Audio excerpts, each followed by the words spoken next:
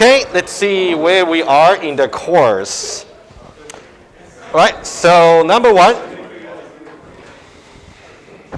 Okay, about the course evaluation. Again, it's completely optional if you want to do it.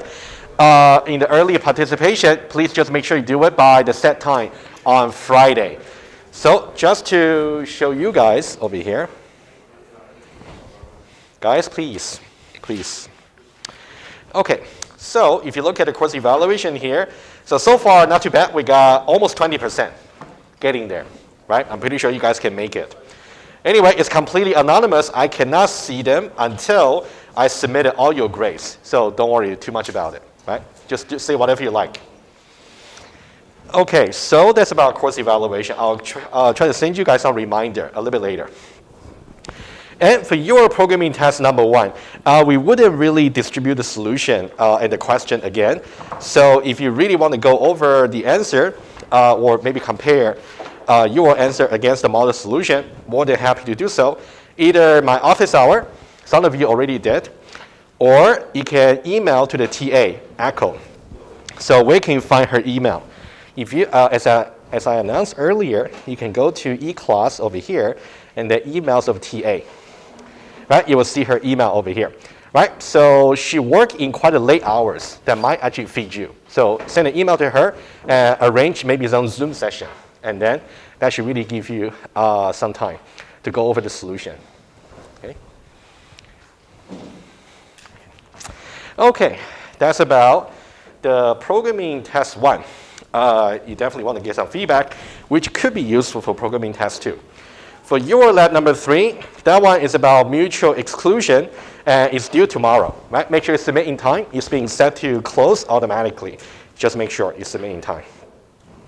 And for your programming test number 2, I will confirm about the exact coverage and format tomorrow. But it is more likely, not exactly sure yet, but more likely, that it's going to be just like programming test 1. So you will have to write some algorithm in Pascal and also write some assertion. And possibly this time, it could be a little bit harder than last time, right? Just give you a little bit more challenge to tackle. And for programming test 2, I'll confirm tomorrow, okay, for that one there.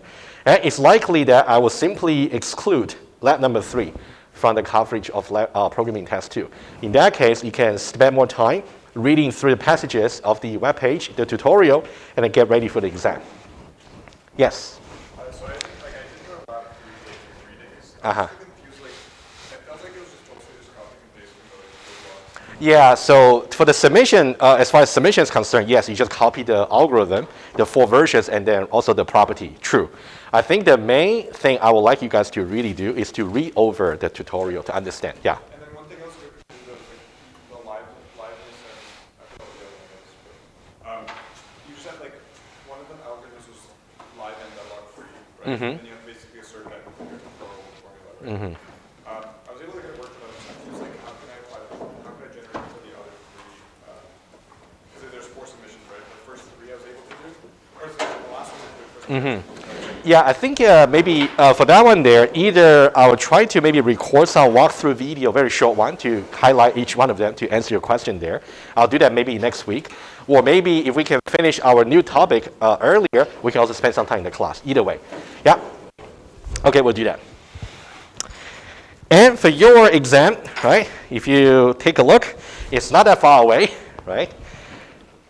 And let's look at the calendar for the course. Okay, that just bring mind all of us. You still have some time, but not that much time. About 2 weeks. I believe your exam will be on, is it when? 14th. Okay, anyway. Yeah, 9 a.m. Yeah, I think that's in one of the exam centers. Not the Tennis Canada Center, not that one, the other one. Anyway, check. And I think what we can do is, I don't want to bother you guys on the 11th. That should be your study day. Maybe between, well, basically you don't have that many days after this. So we can hold at least one, maybe review session to answer your questions. That's what we'll do. Before that, go over your material for the lectures and labs and reach out to me if you got any question. The way I'm going to generate exam question will be, I'll just look through the materials that you guys have gone over and then see what I can ask. I wouldn't ask you anything that I didn't cover, right? It's a fair game. And then we can talk about it later. And for your written test, 1 and 2, if you got any concern about it, reach out to me in the office hour. We can also go over. Okay, we can also do that too. Yes, Patrick. Considering we're kind of a week behind with the labs, will lab 4 still be like examinable if we're only going to have 1 week to work on it? I think, yeah, that's a good question. I think for lab 4, I'm going to release on Monday the latest. So you guys, I think that one there is not going to be very heavy. That one basically is to implement some some algorithm that involves some loop and work out what invariant you actually have to write for that particular one. I think it will still be examinable, but it will be very focused. Yeah, okay. I'll make sure you guys have got enough time. And for submission for lab number 4, I can be flexible as well. So it doesn't really have to be, exactly. Well, we'll give you guys enough time. We'll see how that goes. Sarah. Okay, guys, that's an important question. Do you guys want to have data sheets or not? Yes? Okay. Of course, no, don't worry. Yeah, I plan to do that anyway. I just want to make sure, unless you guys got very strong opinion not to. In that case, of course, I'm gonna. And I think I'm gonna, okay, for the exam data sheet, okay, it's confirmed, we're gonna have it. Okay, so I will give you guys an exam guide in the final week, but for now, I can just give you some detail over here. You can start preparing the data sheets if you want to. So data sheets allowed, and one side only. And you can put anything you like.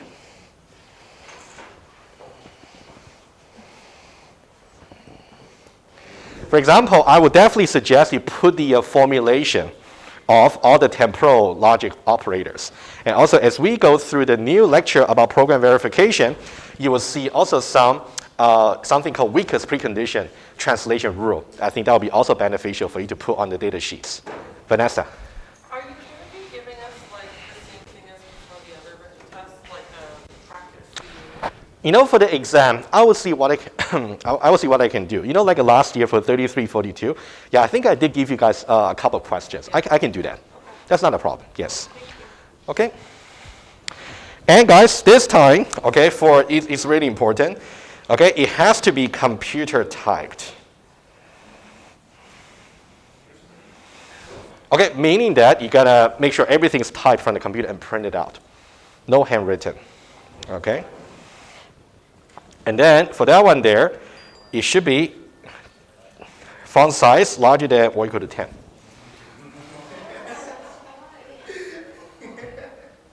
Chidalu.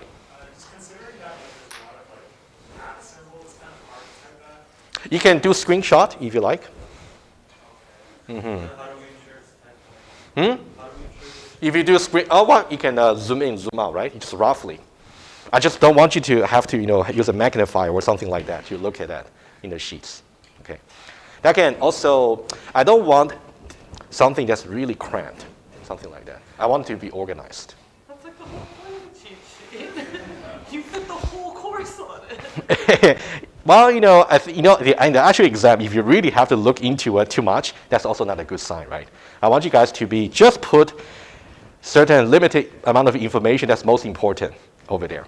Okay, but I'm pretty sure for one piece of paper and 10 font size maximum, you can actually do a lot. Okay.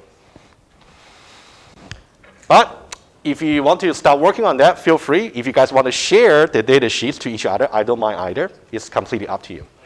Yeah.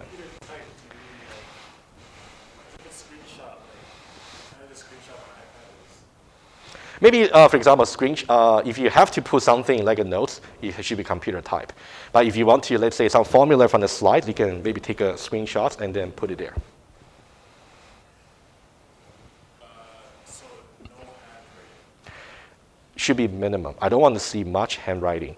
If you only got a few words, that's okay. I don't want to say absolutely no, right? But most of them should be computer type. What if it's your handwriting? My handwriting? On the iPad. Oh, sure. You guys are you guys are smart. Sure. If that's my handwriting, wow, that's a good question. It's really hard to read. Well, I would say that's my handwriting. I can make an exception. If your handwriting, no. Well, but I think make a computer type that really can make sure you only put a limited amount over there. You want to be selective. Not really everything, I don't think. Sana?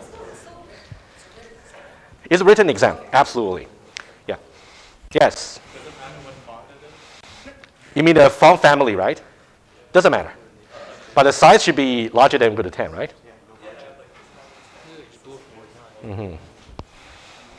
Okay, yeah, so that's the principle. Yeah, if you guys have doubts about whether your data sheet is actually okay, feel free to show it to me. So now you still got time to get it prepared. Okay, I think that's about what you guys should know about at this point. And you want to make sure submit lab 3 in time and make sure you go over the tutorial as well. It's actually quite important. Yes? Just one question on the data sheet. Is it okay if we all complete one and then share the same? Yep, absolutely. Guys, you can feel free to share data sheets that you actually collaborate. That's absolutely fine. But on the exam day, you got to have your own copy, of course. Jora. So for lab 3, Yes. I just want to make sure if we submit like an empty file, that's still Well, I hope you wouldn't do that, right? But of course, if you really do it, according to policy, I'll still give you full marks.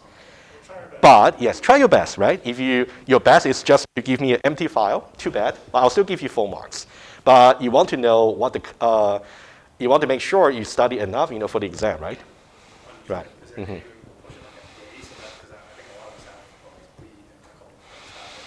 Yeah, look, I can. So do you guys actually think an extension can give you more chance to? Even if we can put something useful there, then obviously it's marked for what we are actually. Okay, how about this? I'll do this. I think for those of you who already finished and submitted, you don't need to worry. I think, how many days do you need? A day, 2 days would be perfect. How about this? I'm going to announce that today. How about for lab 3? I would say deadline remains the same, but I can give some grace period. Let's say grace.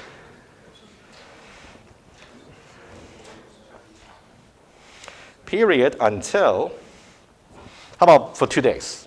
Okay. Yeah, if that can actually allow you to actually really dive into the lab and do the work, I don't mind. I think that's really the purpose for the lab, right? Friday by? Noon. Okay. How about 12 noon? Friday noon. Okay. Would it work for you, Chidalu? Try your best. If you try your best, I'm happy. Yes. Sana. Obviously not today, but whenever you go over what we need to know for the labs that we could get tested on.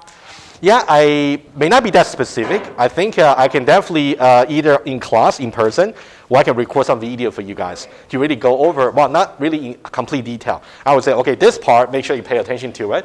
And this part, that's how you decipher the information, things like that. Yeah, I can do that.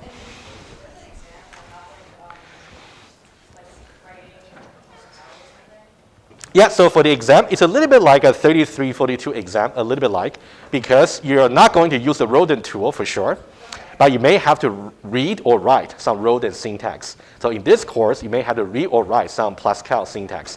But it wouldn't be like a programming test where you want to write something complete. Not really. Maybe into fragment. Yeah, most likely, maybe I will ask you to write some assertion and possibly to say, okay, for this part of the algorithm, how would you write it? Just this part. Yeah, things like that. Okay, good. Yeah, I will be able to share more about your programming test too tomorrow and definitely before Thursday's class. But I think your safest bet is to just review the basic syntax for loops, if conditional, and assertion. Yes. I will try. Yeah, I'll definitely try. Yeah. Okay, guys, so let's start with a new lecture after Jara. Jara, go ahead. No. The format will be almost identical. Almost.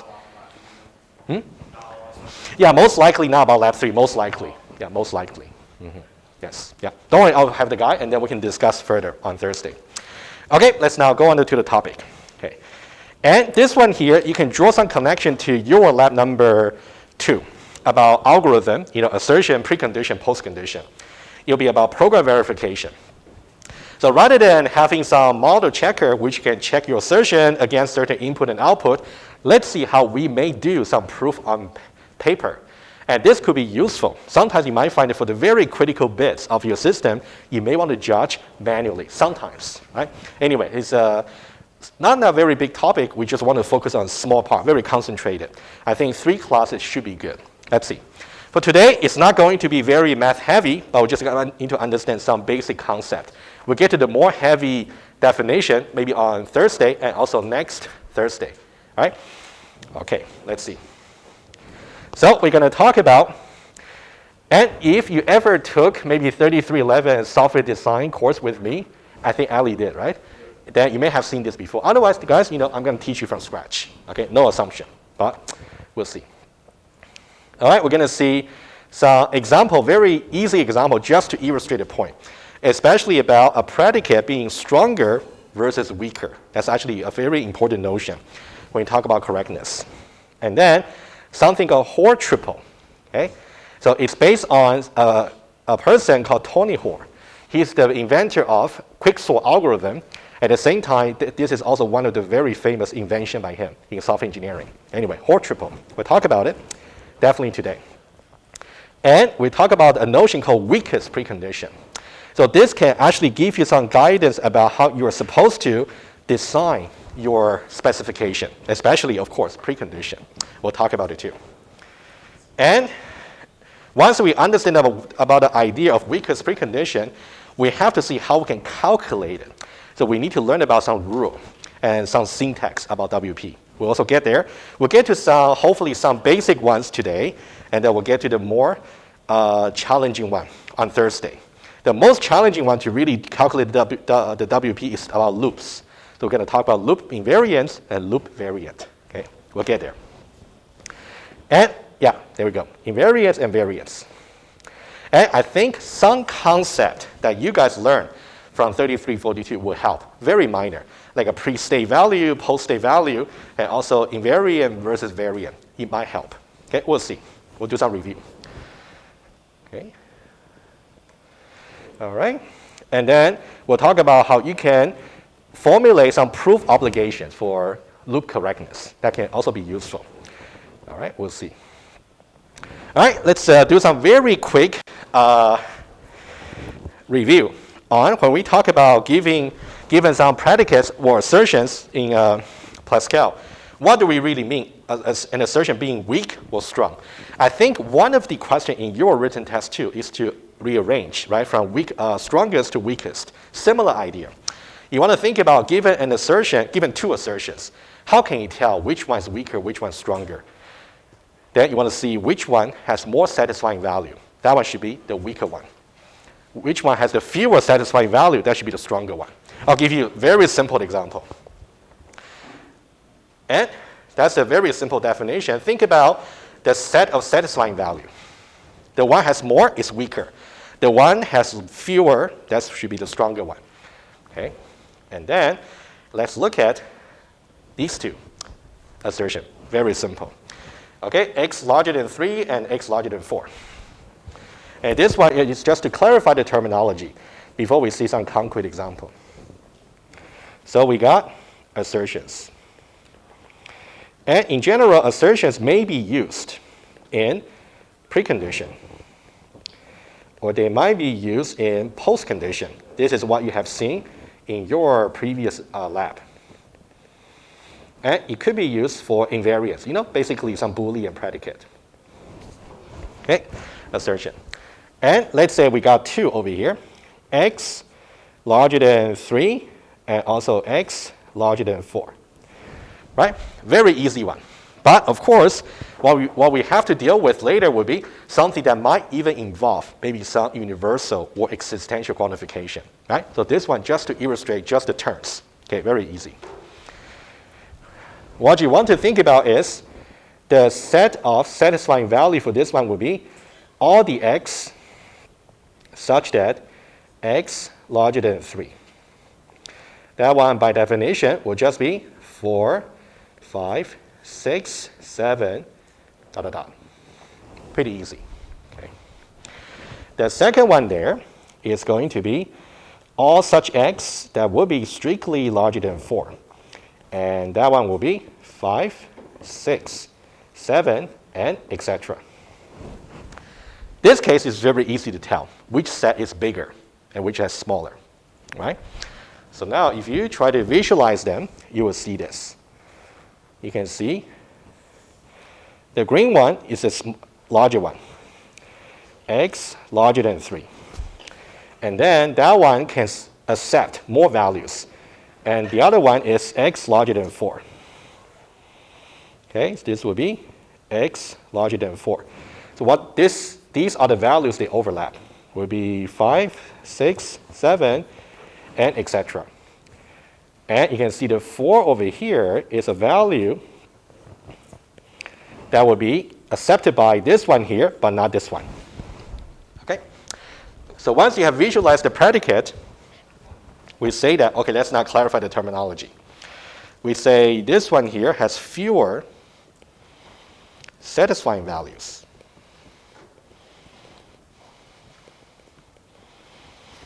And we say that it is stronger.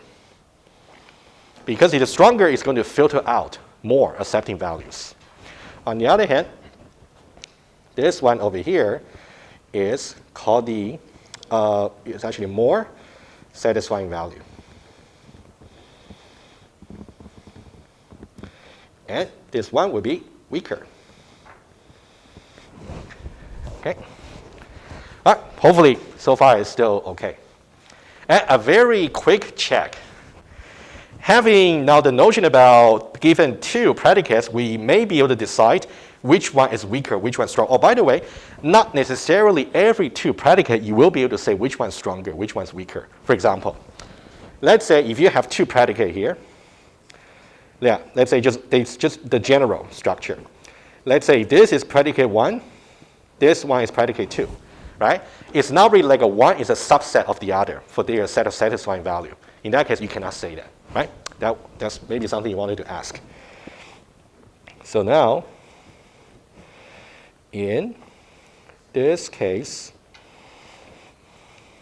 the sets of satisfying value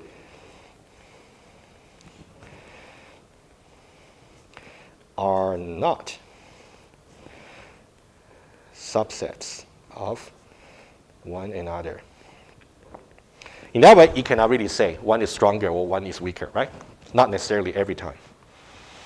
Okay, but in in many cases that we're going to discuss in the lecture, we can see that. Okay.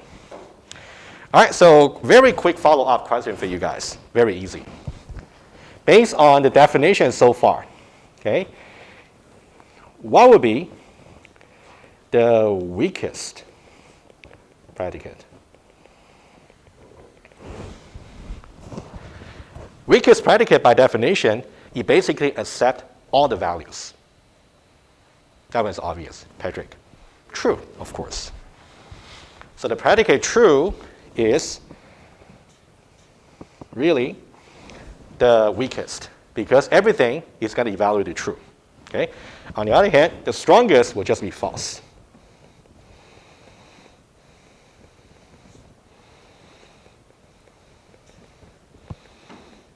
Will just be false. Okay, true versus false. But typically, for predicate that you want to use for specification, you wouldn't really put either true or false.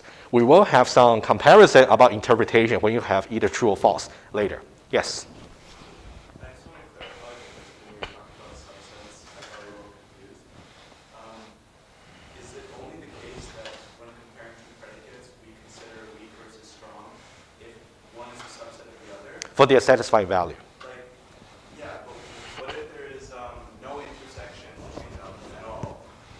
In that case, you cannot say, you cannot really. Except one of them has less values than the other. That's not the way to. Okay, I see what you mean. So what you're saying is, for example, okay, I see. It's a good question. Domains, yeah. One is in the naturals, one yeah. is in the complex. Let's say, for example, let's say one predicate is like this. This might be P1. And then another one, let's say, does not overlap with it, but is much larger. Yes, exactly. Okay, very good. I like the question. In this case, can we say P1 is stronger than P2? No, that's not our notion. So here, there's another thing which I forgot to mention, but that's on the slides, I believe. Let me first note, no overlap. And then cannot say weaker versus stronger. We are not just comparing the cardinality. That's not what we're doing, okay? What we're doing basically is implication. So here, in this particular case, I can argue that x larger than 4 implies x larger than 3. If the implication holds, you can say this one is stronger, this one is weaker. So implication, okay? So let me just do a quick summary here, and then we can move on. If you got P1 implies P2. If you can show it, well, basically prove it. If you can prove it, in that way you would say P1 is the stronger one. And P2 is the weaker one. Right? Because satisfying P1 over here means that you can also satisfy P2, but not the other way around. Yes? So that's why the Venn diagram one doesn't represent satisfaction. Exactly. You can be in P1 but not. Yeah, exactly. So being in P1 may be in P2, but may not be, right? So you cannot really argue. So the most important thing is about implication. I thought intuitively it might be nice to understand subset as well. But you can define subset using implication anyway, right? Back in 1090. Okay? All right, guys, if you are struggling a little bit about predicate here, this is not too bad. Reach out if you need some guidance. Okay, that's a background I would like you guys to know. Okay, let's go a little bit further. And then, all right, that's about stronger versus weaker. And then, right? And when you try to provide some specification, okay, what does it really mean when you have a weaker invariance? A weaker invariant, that means more mathematical objects can actually satisfy that. Let's say back in your 3342, let's say if you have a machine in event B that has simply invariant true, that means doesn't matter what you do, it can always be satisfying the invariance, right? That means any machine that you create can satisfy that invariance, right? Very weak. On the other hand, if you just got an invariant false, that'll be the strongest one. No machine can really satisfy invariant false. Okay? And similarly, we're going to see example about, let's say, if you have, this is just one example. Either you want to have, for example, larger than 0 is definitely weaker than larger than 100, right? That's something you can also take a look. And also, we talk about precondition and also postcondition. So now, this one is something you would like to convince yourself. What does it really mean? When I say, let's say this. Let me give you some very quick illustration here. Let's say you got some algorithm in Pascal, right? That's what you do. You say algorithm. Okay, I'll just say foo. Doesn't matter. And over here, I say assert. So I put a placeholder over here. And then, of course, this part over here could be your implementation. Okay, implementation here. And this part over here can be more assertions about postcondition. Let's say, okay? Let's say now, for this particular assert, if I use the example that I had before, x larger than 3 versus x larger than 4, okay? Based on how we understood from before, we know that x larger than 3 is the weaker one. And x larger than 4 is the stronger one. Now, what does it really mean when we actually choose to use a weaker precondition? Yeah?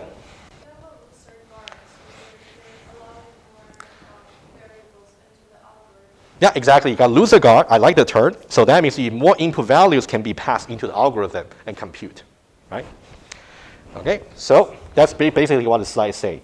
So now if you got a weaker one, that means more input variables more input values can be used to compute. Input values can be used for computation. Okay, and symmetrically, if you got something that's stronger, that means less input values, right? Okay. And what about post condition? Okay, let's talk about it as well. Let's say if I got some placeholder over here, right? Placeholder. And this one over here can also be, let me make it general, can be P1 or it can be some predicate P2. Let's say we already know that P1 logically is stronger than P2 by implication. Let's say we know that. Now, what does it really mean when we actually choose the weaker, right? You can see this one is weaker, right? What does it really mean when we have a weaker post condition? Thomas. Yeah, exactly. So it's kind of a symmetry, right? One is about input for precondition, one is about output for post condition. That means more computation outcomes will be accepted.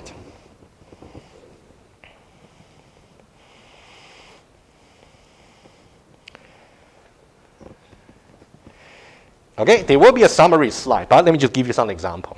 So your least interest would be to actually put a true post condition. Because in that way, anything you do, you have no way to check, right?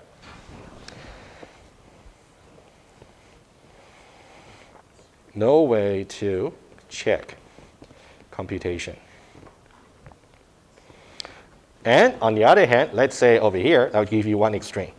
Let's say if I give you false precondition, and that will be the strongest precondition you can have. In that way, user of your algorithm will be very upset. Whatever they use, it will just fail, right? Okay. No input values accepted for the computation to even start. Right, so far we just talked about, again, stronger versus weaker, okay? And then we apply stronger versus weaker in the context of precondition and postcondition. And for the invariance, similar. But I think we're going to focus more on the pre and post condition for this new lecture. All right, so that's what you will see over here for in the slides. Okay, 2 more slides to go over about a turn, and then we're going to see some example to have some discussion.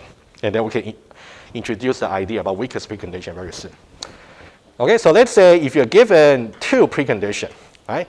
So we'll say that 1 require less on the input if, okay, so let me just give you, just write it down. And then we can let you look at those 2 slides, which are not too bad. So let's say this. Let's say we talk about preconditions, right? Let's say preconditions. Okay, let's say we got either precondition, let's say P1 versus P2. Okay, if I already know P1 implies P2. Let's say I want to decide either I want to use P1 or P2, and I know this already, right? And we will say that P1 being the stronger one. And the term you will see on the slides, that means it's going to require more on the input values. And symmetrically, P2 being the weaker one, require less on input values. Okay, just require. Right? Always precondition tells you what are the allowable values for the input. Right? But I think if your programming test 1, we didn't ask you to really specify any precondition. Right? But it could be precondition. For example, what would be the precondition? Let's say you give it an array. let's say you're trying to do some search, and then you're trying to, let me just use Java, okay? Let's say you got an integer array over here, and then you have some target, which is also integer. What will be the precondition if we want to do a linear search? That's a linear search. Okay, I'm going to talk about two cases. Number one, precondition for a linear search.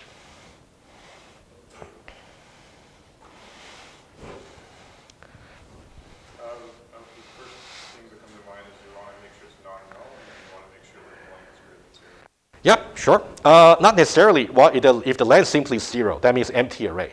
In that case, you just return false, right? So maybe the only one will be A not equal to null. That's it. Okay? Now a question. If I say I require you to do a binary search, binary search, precon for binary search. And now, question to answer first. Do we require a stronger or weaker precondition? Stronger. If you say stronger, that means this guy should be here as well, right? For sure. What else? Sorted. Exactly. Yeah, so let's say A is sorted. Okay, I wouldn't express it, but you guys know how to do it. Okay? All right, we're just applying the terminology to say stronger versus weaker. All right, so that's about the preconditions. Let me just say about the next slide, which is about postcondition, and then we can move on to some concrete example. For the postconditions,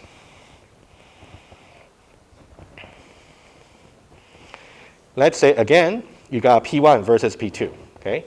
P1 versus P2.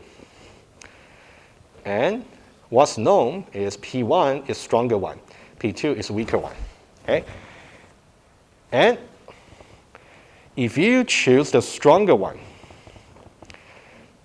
that means you can ensure more about the output values given the input, okay? That's just the, okay, you can ensure more on the output result. And for this one here, if you got something that's weaker, that means you can ensure less on the output result. Yeah, just terminology. Okay, you can look over the slides, and we don't need to spend too much time. Right? I'm just summarizing about the term. Okay, that's good. And over here, just some little exercise over here. What will be the precondition that require the least? True, because it require nothing from the input values. Any input will be okay. On the other hand, what will be the postcondition that will ensure the most? That means it's so strict in terms of the criteria, so hard to satisfy it, such that nothing can really satisfy it. False. Yeah, thinking this way. This one may be trickier. The postcondition that can ensure the most. That means you have to ensure so many criteria to be satisfied in the output value, such that no output can ever satisfy it. So that's why it's false. But of course, you wouldn't really have a false postcondition, just for theoretical possibility. Joran. So when you say it requires, you have to form the input essentially to perform the precondition? Yes. So what is required? That means what we require from the input values before we can even start a computation. If what we require on the input values for the precondition is failed, that means we don't even start the implementation. Yeah. Okay, very good. Okay, not too bad so far. Okay, let's now do some quick example discussion, and then we can also take a short break very soon. Let's talk about these two, and then we'll see. Let's now see the first one here. Okay. And I will switch to here. Okay. The question is this algorithm correct? That's an easy question. Simple question, not necessarily easy. And before that, let me just define what correctness really means very quickly. Okay? When we talk about correctness, number one, you should really understand it's a relative concept.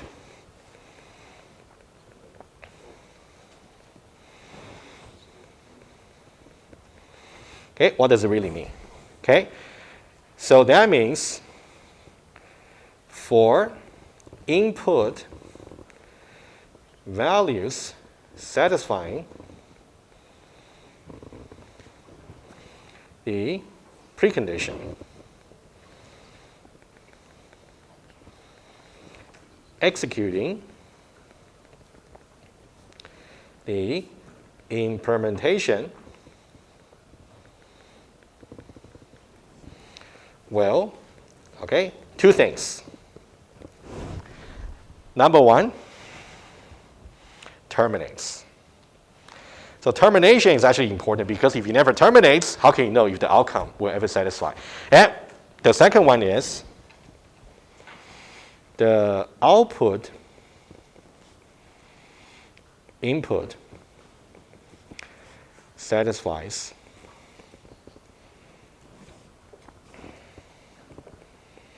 the post condition. And I should really emphasize here is upon termination. You don't really worry about the intermediate state, just at the end of the termination. And this notion about correctness is really important because we're going to define the Hoare triple based on that. Okay, number one is relative. So in this case, we have the precondition over here, and also we have the post condition over here, right? So these are so-called specification, which is important. If you don't even have specification, there is no notion about correctness of your algorithm, right? So that's the specification. Whereas this one over here can be arbitrarily complicated, so that's the actual implementation, right? So given that the input satisfies this, we execute this, it should really terminate in a state where this is satisfied, right? As simple as that. And later on, we're going to see, to really prove about 1 and 2, for the separation of concern, we do them separately. Okay, we'll see that. Okay, they're just for later. All right, guys, enough background. Now, given this particular algorithm, do you think it is correct? No. Ah, Vanessa, why?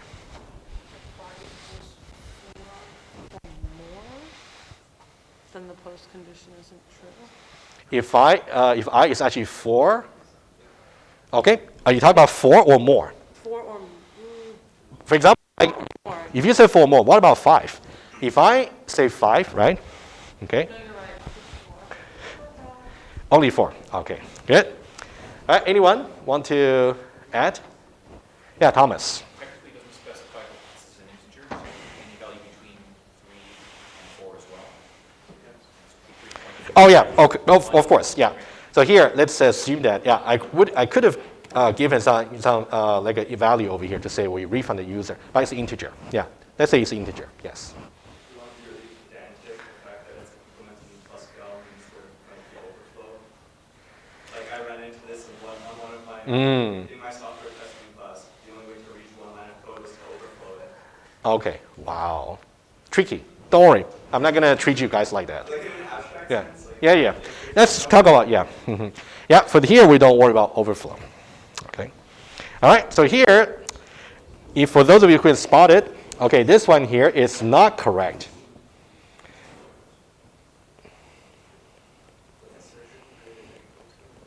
Okay, why? Because for this particular input value constraint over here, it turns out this one is too weak.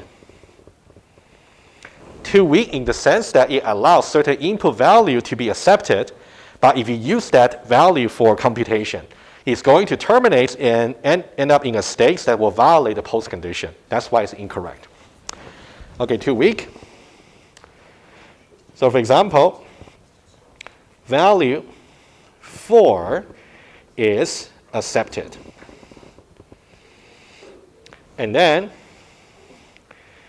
and it's going to cause the terminating state to violate the post condition. Yeah, for example, if you use 4 over here, let's say 4. In that case, 4 plus 9 will be 13, and then 13 larger than 13, of course, you violate. It's a very simple example. So what's the main message from this page? Number 1, understand about what correctness is. Okay, about relative, termination, and the terminating state should really satisfy post condition.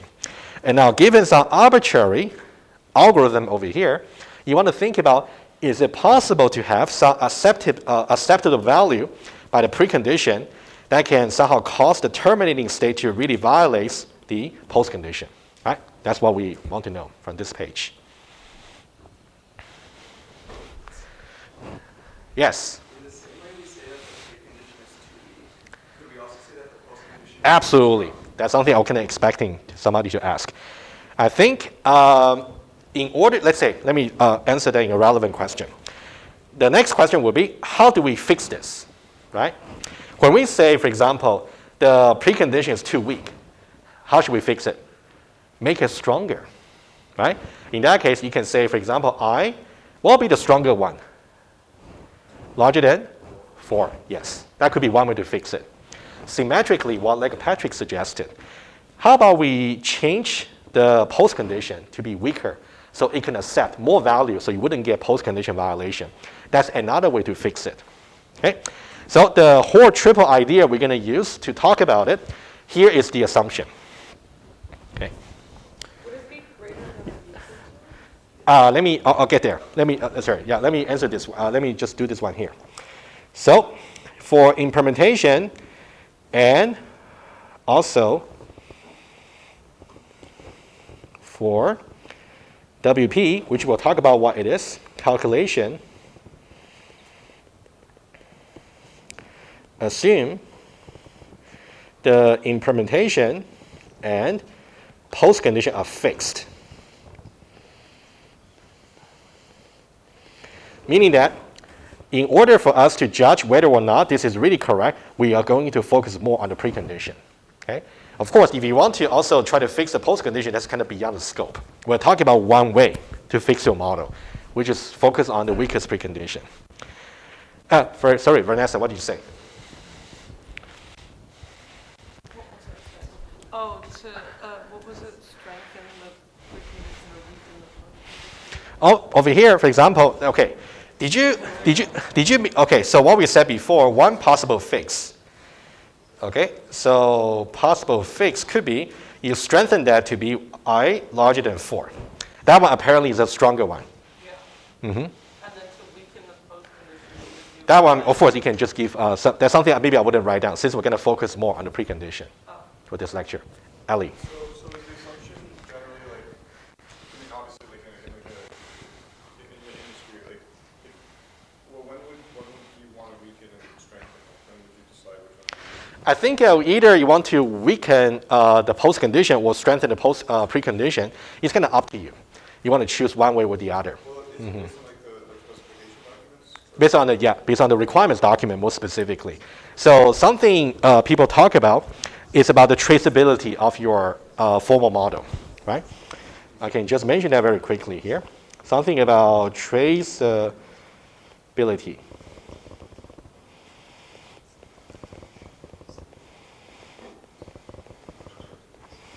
Okay, what does this really mean? Let's say if I look at this particular algorithm in my implementation, right? So where did I get this magic number 3? Maybe somewhere in the requirements document actually talk about this magic number. So I can say this one here really reflect what's really in the requirement document, right? So, yes? Sorry. So if this was a question on Exam, exam, let's say. you would want us to tinker with the precondition, not the post condition. Yes. So let's say if I really give you this question here, let's say, if I really ask you, is this algorithm correct, right? But I will definitely make it explicit to say, assuming that the implementation and post condition are fixed. That's something I'll tell you. Okay. Yes. You could also do the opposite, right? You could say, assume the precondition Yep. tinker with those. Yes, indeed. So in that case, if I really wanted to fix these two, but not very likely, since we're going to talk about weakest preconditions, which is not going to fix these two. Most likely not. Okay. Okay, good. Yes. Invariance, maybe not for this one. Yeah, of course, to fix your system model, you may want to fix invariant too. Yes, absolutely. Okay, guys, how about look at one more, and then we take a short break. Okay, one more. Very similar, okay? And of course, let's make the assumption right away. Let's say we want to fix the implementation and post condition. Let's say this one here is fixed. Let's say. So now, is this algorithm correct with respect to its current specification? It is correct, right? Okay. Because how do you argue? You would say something like, yeah, if you want to think a little bit more informally. So think about value could be 6, 7, 8, 9, and etc. And plus 9 is going to be 15, and then 16, 17, and etc. So you can see all the acceptable values denoted by the precondition. After executing the implementation, they're going to satisfy the post condition. So it's correct. Okay? But the main point I want to make is over here. First of all, do you guys understand why this will be correct, right? That's okay, right? Yeah, good. What I want to ask you is this. There's a big question. I want you to look at this precondition here.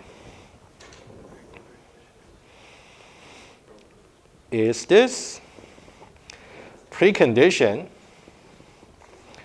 too strong?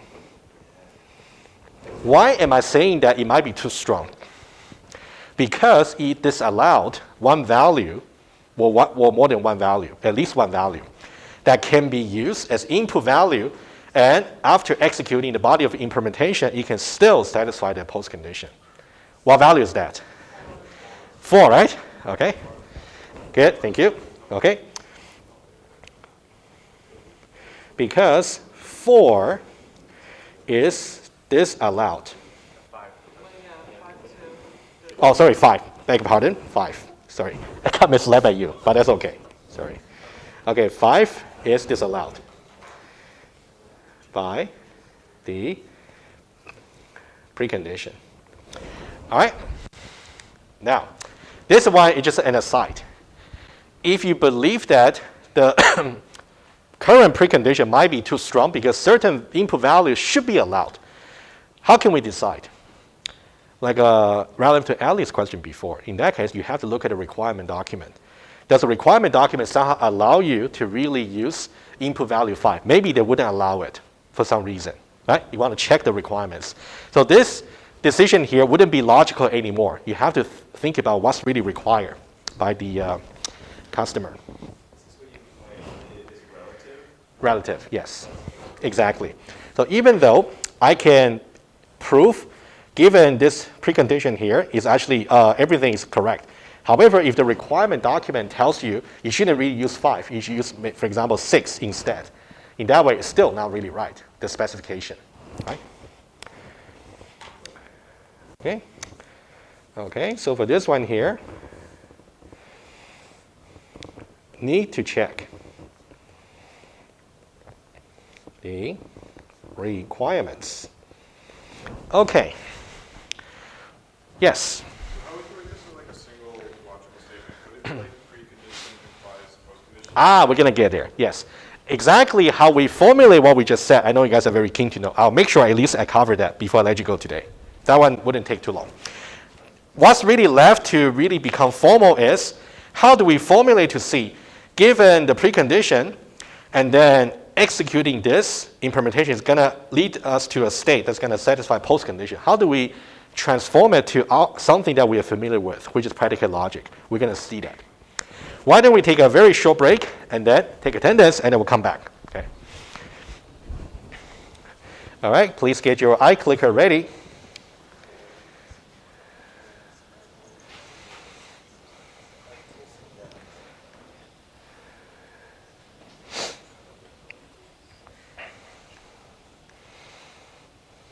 Okay.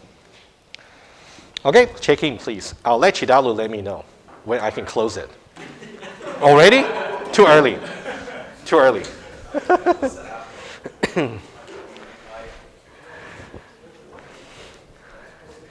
Everyone's good? Attendance? Good?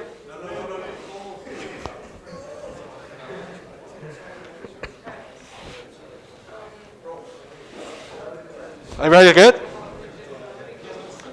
Okay. All right, guys, 2 minutes break, and then we'll come back.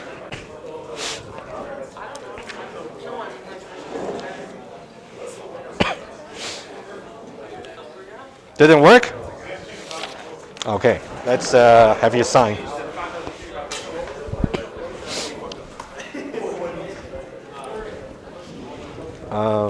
You know what? I don't have a pen. Do you have a pen? Yeah. So I forgot to select an answer. Does that still count for attendance? I would say sign anyway, just to be safe. Yeah.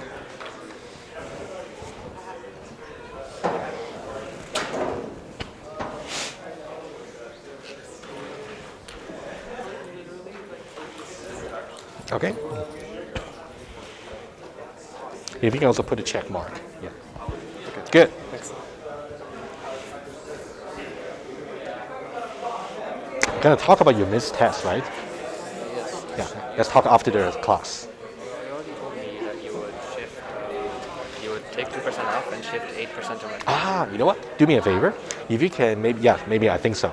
If you can write me an email just to remind me, I'll make sure I put that in my notes, and then I'll do that. Okay, good. Yeah, make sure you do that. Otherwise, you'll get 0. Right?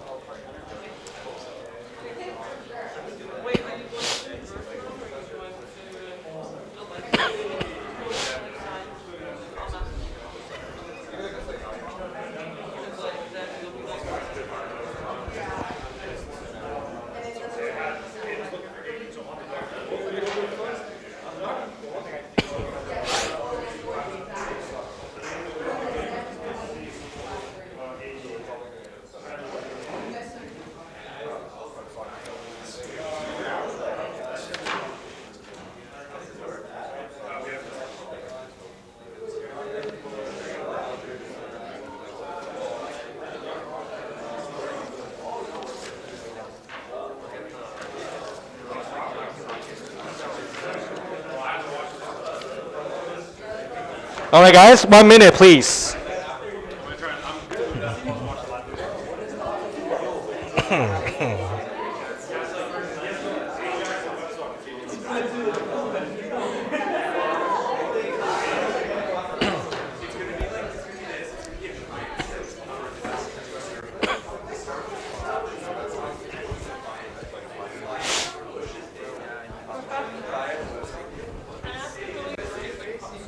Nothing stupid.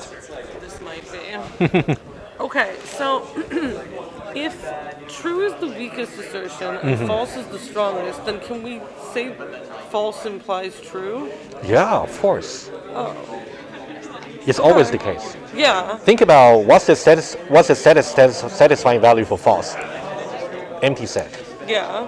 The set of satisfying value for true will be so-called universal set. Yeah. And empty set is a subset. Of the universal set. Yes. Hey. I'm glad you asked. Okay. Thank you. Good.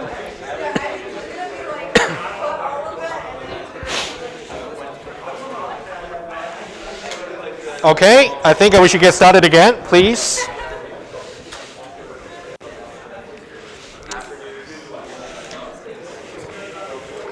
Yeah, guys, let's resume. Let's take about another 20 minutes or so, and then we're done. Okay, so let's now move on to go over one more slides, and then we can introduce the idea about Hoare triple, software correctness. Okay, and some points have been mentioned already before the break, but I want to make sure I introduce you the idea about Hoare triple today. Okay, let's take a look. And it's relative. And it should really be about the consistency of your implementation with whatever assertion you have for precondition and postcondition. And, okay, this assume there should be some specification. And this would be something you have to know very well for the exam. Okay, I'll read it to you, and then we're going to see some illustration. Okay? So it's going to be a formal and systematic way to formalize a program in Pascal. Well, any program you might have maybe different syntax. It just be applicable. And it's some program implementation S, and also specification, which has precondition and postcondition. And this is something called Hoare triple, which is a Boolean predicate. Let me go over some bullet point, and then I'll explain. Okay, how about I just do that right away? Let's see over here. Okay, so here, so what you have is curly brackets over here. You're going to put some assertion over here, like a Boolean predicate. So this part over here is the precondition. And we'll see some example on the slides. And this part over here is the postcondition.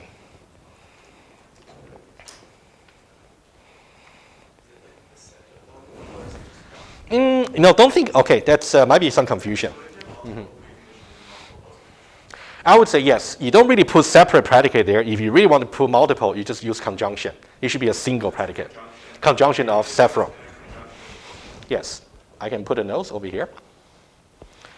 For example, it could be conjunction of a list of assertions.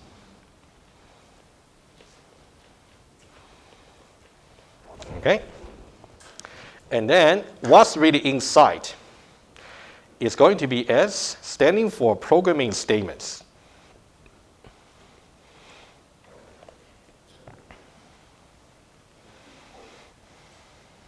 And it's going to be very similar to how we introduced the idea about LTL formula. We're going to see some simple syntax for programming statement. We're going to have variable assignments, if conditional, and also loops, and also sequential composition. But we're going to do more of that, the technical part, on Thursday. But for now, let's just introduce the idea. Okay? So this is so-called Hoare triple.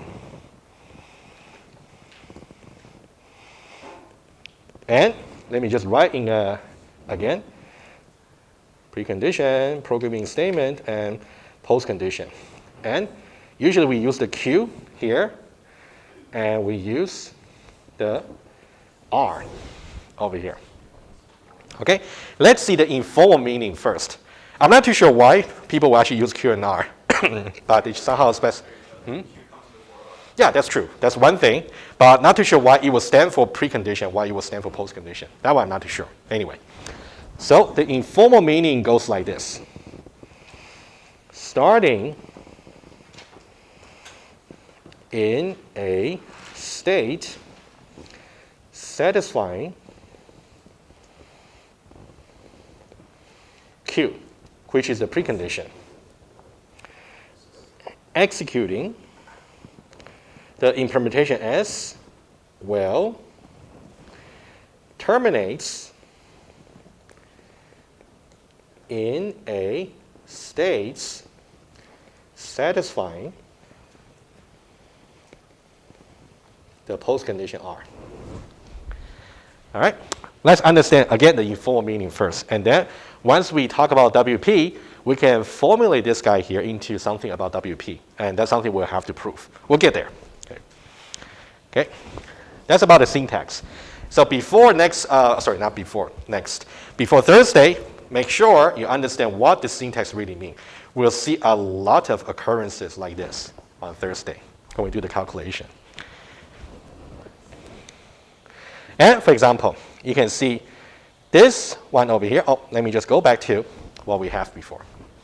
If you go back to the program that we discussed before the break, right? When I ask the question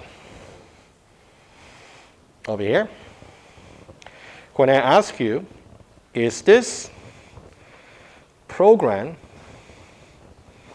correct? Okay.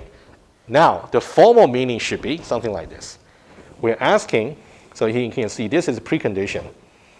So I'm going to put I larger than 3 over here. And then implementation, I becomes I plus 9. And then the post condition, I larger than 13. Right? If you see here, we still got the precondition, the post condition, and also the implementation. Okay? Let me just write another one, and I'll say something very important about the Hoare triple. Okay? Let me just write one more. Okay? What about the second program? This one here, similar question we ask. Is this program correct? And again, we have to formulate it into Hoare triple first. I larger than 5, and implementation over here, I is assigned I plus 9. And then I larger than 13. Okay, again, precondition, post condition, and then the implementation. Okay. Let's now say a little bit more. When we get to the syntax over here, the Hoare triple, the entire Hoare triple here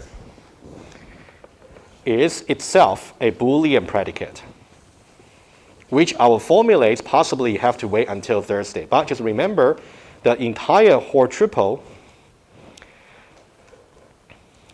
can be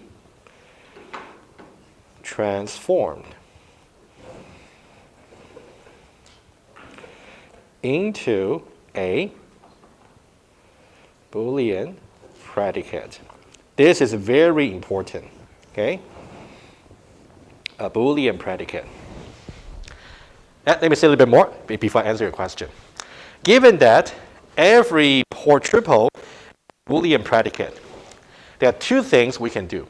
Either prove if the Boolean predicate is a theorem, or disprove that being a theorem. These are the two things we will try to do. Okay? So, okay? Yes. We don't need to go that far. That's okay. I think we're going to use something very straightforward. We'll see that. Called equational style of proof. Okay, so here, let's say this. Remember this one over here? We argue that this is not correct because the precondition is too weak. In this case, you want to think about the entire Hoare triple over here. Okay, this one here is unprovable.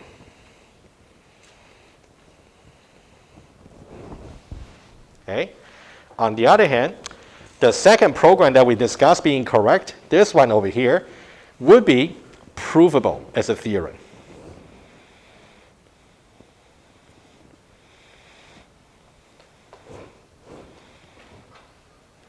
Of course, I haven't really shown you guys exactly how to transform the Hoare triple into a predicate. Not yet. We'll do that a little bit later. Okay, let me go over a little bit more bullet points. Okay, so these are the two Hoare triple I just showed to you, right, on the two programs that we looked at earlier. And then if this can somehow be proved true, then we say that the program with respect to its precondition and postcondition, i.e. the specification, will be correct. Right? Otherwise, if we cannot prove it, then it's incorrect. Okay? Guys, are we okay? Okay. Maybe just one more slide or two, and then we can call it a day. Okay? And then I'll get to the more technical calculation on Thursday. Okay, I think this one here, it would be, it's called a correctness predicate. Okay, Hoare triple. And then, and this is basically what I just put as a definition, right? And we want to make sure it terminates, right? That's one thing. And also we want to make sure once it terminates, the resulting state will satisfy postcondition. So we got A and B. We're going to prove these two separately. Okay? So that means it's possible that you might be able to prove B without proving A. Okay? So separation of concern. And what I want to mention is this. So I'm going to annotate it. Okay, if you go back to Hoare triple over here,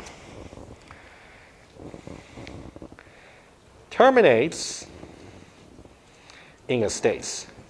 So this will be some proof obligation, number one. Okay, PO standing for proof obligation, right? And in a state satisfying R, this will be proof obligation number two.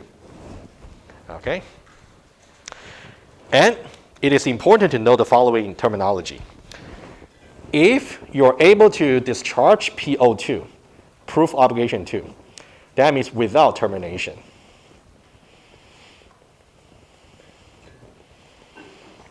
This is something called partial correctness. That's what people talk about, partial correctness.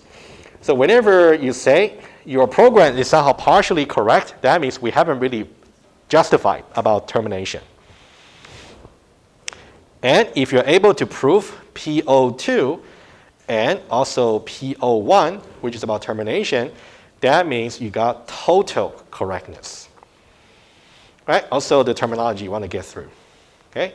So we talk about partial without termination and also total including termination. Okay? So these are just some terms. Okay?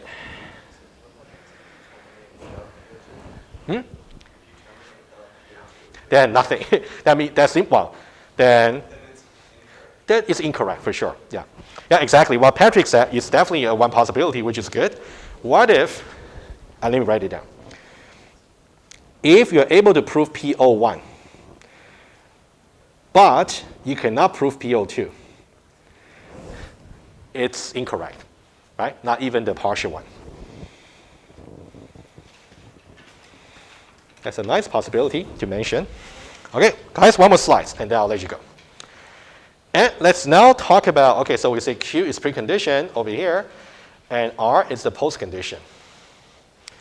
Let's talk about the different combination of Q and R and try to interpret them. And then we are done with the basic introduction. And we'll start you fresh with the weakest precondition idea on Thursday. Okay, it's a few more bullet points. Now, what does this mean? If I say I want to prove that this particular program is correct, what does it really mean if I have the setup of the specification like this? I agree, but what's the consequence of that? Chidalu.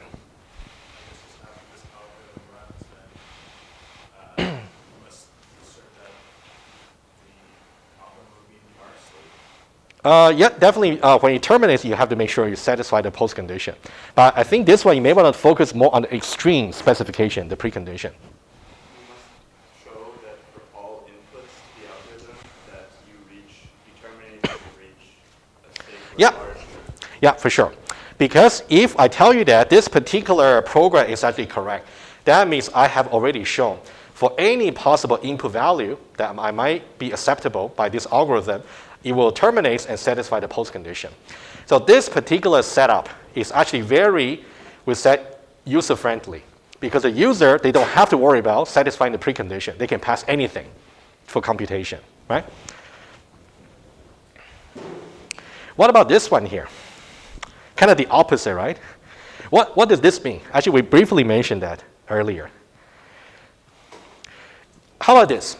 If, let's talk about two roles. Let's say you are the user, I'm the implementer. Do you think I should feel happy about this one here, or you should feel happy? Would you be happy to actually use this program here? No.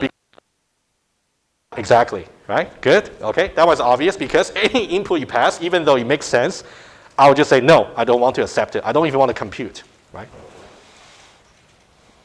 How about this one? This one here, should I be happy or should you be happy? Me, I'm the implementer. You are the user. Who should be happy? Let's say you pay me $1 million to do this program. Yeah, so just Chidalu, you said you won't be happy. Why?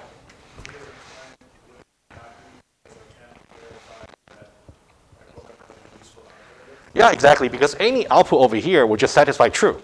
So for me as the implementer, I don't need to do anything, because anything I do, you'll just be happy, right? I mean, the assertion will just be passed. Okay, and the final possibility would be, second last possibility. This here, I wouldn't be very happy, because whatever I do can never satisfy you, right? Finally, what about this one here? This will be the concluding remark for today. What does it really mean when you have true and true? It sounds like, any input will be okay, and any output will be fine. It's like, is it like trivially true? Like it just doesn't matter? Why would you say it's trivially true? Or trivially correct? Because it just doesn't make a difference. Anything you put in will be okay, and anything you generate will be okay too. Okay? So this one here is really like before you guys started taking 3342 and 4315, because you're not really used to putting formal specification together with your code. So if you just have true and true over here, it would be as if you had no specification on your code. No precondition, no postcondition. In that case, by definition, your program is always correct. But should you be happy about it? Not really. Okay? So guys, I think the final one is actually more like a concluding remark to really say what's the benefits of using some specification to help you. Ellie. So would that be like, if it was false and false, it would be like trivially, what's it called? Like, you know how like with the implementation, if it's... Yeah, exactly. Well, if you have false and false, it's also another extreme. That will also be trivially actually true. Because, well, that's something a little bit less intuitive. But once you see the predicate for WP on Thursday, you'll see that also can be true. I think this one is actually more common. It's like a user simply puts on code, but they don't bother to write any specification. In that case, the relative correctness is trivially satisfying, right? All right, guys, before Thursday, the only thing I will ask would be just to make sure you remember the syntax for this. We're going to use that a lot for the formal definition. All right, I'll see you then.